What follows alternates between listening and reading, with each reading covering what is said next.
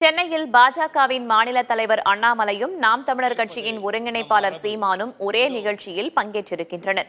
கூடுதல் விவரங்களை வழங்குவதற்காக செய்தியாளர் முருகேசன் இணைந்திருக்கிறார். அவரிடம் கேட்கலாம். முருகேசன், இந்த நிகழ்ச்சியின் பின்னணி என்ன?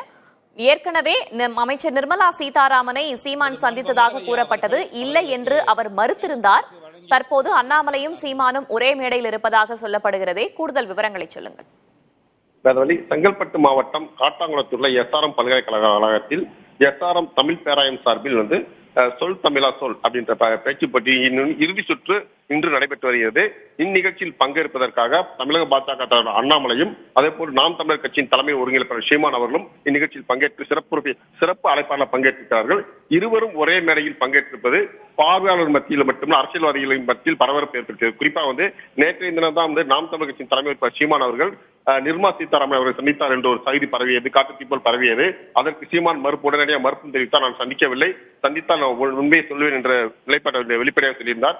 அவர் சந்திக்கவில்லை மறுப்பு தெரிவித்திருந்த நிலையில் தமிழக பாஜகவில் சரி நாம் தமிழர் கட்சியின் சீமான் சரி இருவரும் பல்வேறு காலகட்டங்களில் கருத்து மோதல் நிலவிய இந்த சூழலோட கொள்கை ரீதியாகவும் பல கருத்துக்களை எதிர்த்து பேசியிருக்கிறார்கள். இருவரும் சில சமயங்களில் எதிர்பாராத விதமாக விமான நிலையங்களிலோ பொது நிகழ்ச்சியிலோ சந்தித்திருந்தாலும் கூட ஒரே மேடையில் இருவரும் சந்திக்கவில்லை. இன்றைய தினத்தில் நடந்த இந்த இறுதி சுற்று போட்டி நிகழ்ச்சிக்காக பார்வையாளர் பங்கேற்றார்கள். அப்போது பார்த்தீங்கன்னா ஒரே நாடு ஒரே தேர்தல், மத்தியிலும் மாநிலத்திலும் ஒரே ஆட்சி அப்படின்ற கருத்துகள் குறித்து மாணவர்கள் பேச்சு போட்டியில் பேசினார்கள்.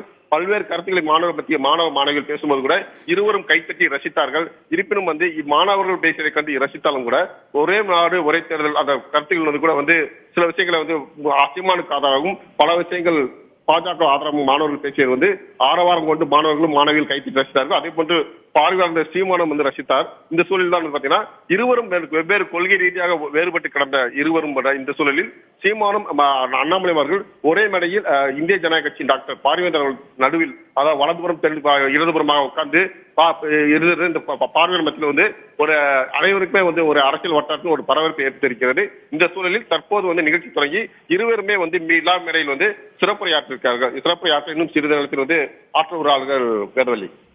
விரிவான தகவல்களுக்கு நன்றி முருகேசன்.